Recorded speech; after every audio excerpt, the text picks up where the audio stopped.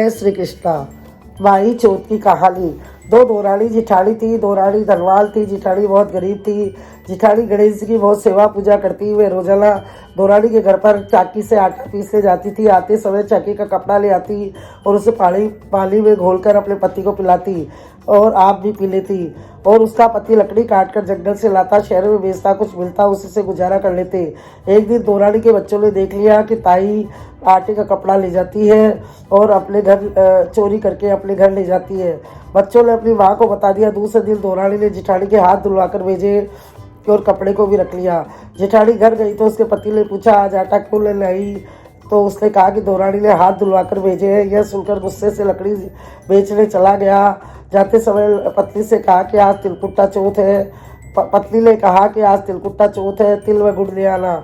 उसकी एक भी लकड़ी नहीं बिकी और परेशान होकर घर वापस आ गया। आते ही उसकी पत्नी ने पूछा कि तुम तिल गुड़ ले आए? पति ने कहा, लकड़ी नहीं बिकी तो मैं कहाँ से लाता। उसने गुस्से में पत्नी को बहुत मारा और घर से बाहर चला गया। वह खूब रोती रही, सिसकियाँ बढ़ती रही। आधी रात को चौथ विधायक आकाश मार्ग से जा रहे थे। चौथ माता को उसके रोने की आवाज़ आई। दोनों ने आकर पूछा, तुम क्यों रो रही हो? तो उसने सारी बात बताई।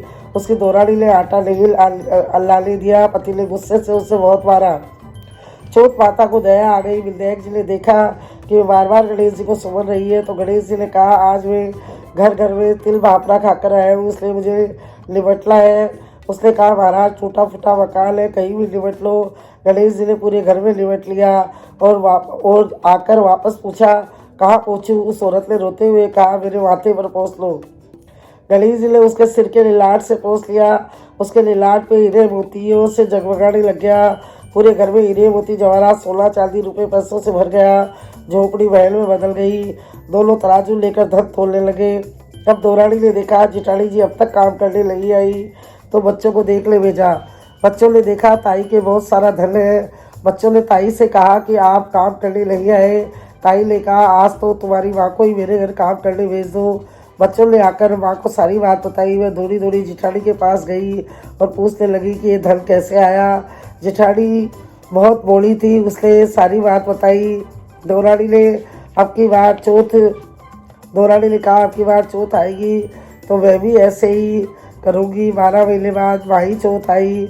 उसने अपने पति से कहा कि तुम मुझे मारो, लकड़ी काट कर बेच आओ। उसके पति ने कहा कि हमें क्या जरूरत है, गांव वाले हम पे हंसेंगे, इतना धनवान व्यक्ति लकड़ी काट कर बेच रहा है।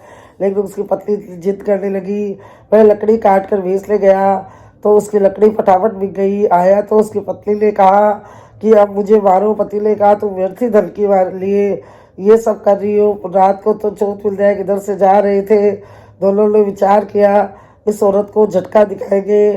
चौथ विधायक दोनों उसके घर आ गए और पूछा कि क्यों रो रही हो? उसने कहा, मेरे पति ने मारा। विधायक जी ने कहा कि हमें निपटना है। तो वह बोली, उसकी तो झोपड़ी थी, मेरे तो महल वाली है, ये कहीं भी निपट लो। विधायक जी महाराज उसके पूरे घर में निपट गए। उधर पूछा, पूरे घर में निपट लिए। फिर पूछा, कहाँ पूछूं? तो उसने कहा, लिलाट के पूछ लो, आज ही सिर धोया है। विधायक जी महाराज पहुँच लिए।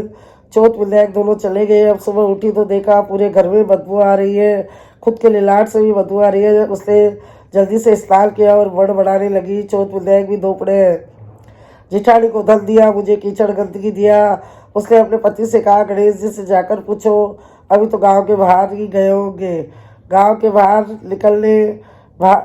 से बाहर निकले तो गणेश जी महाराज बैठे थे। उनसे जाकर पूछा। गणेश जी ने कहा कि वो तो धन की भूखी थी, धन होते हुए भी उसने अपनी जिठानी की सहायता नहीं करी और उन्होंने माफ़ी मांगी कि महाराज धन नहीं चाहिए, आप अभी अपनी माया को समेटो। गणेश जी ने कहा कि मेरी माया तब सिमटेगी जब तुम आधा धन अपने भाई को दोगी। वह घर आ गया और पत्नी को डांटने लगा कि अब आधा धन और वापस दो, तुम्हें ही धन की भूख थी। अब जेठानी को बुलाकर आधा धन दिया, लेकिन 2 खुगाड़े चाकी के नीचे दाब दिए। अब वो 2 खुगाड़े के दोस्त सांप बढ़ गए और उनको खाने आए।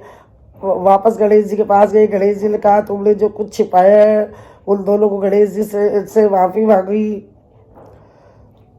तब जाकर गणेश जी ने माया से बेटी है गणेश चौथ मिल जाए गणेश जी महाराज, जैसे जिठाड़ी को धन दिया वैसे सबको देना कहता सुल्तान ने होकारो बरताना अपना पूरा परिवार की रक्षा कर जो। बोलिए चौथ माता की जय।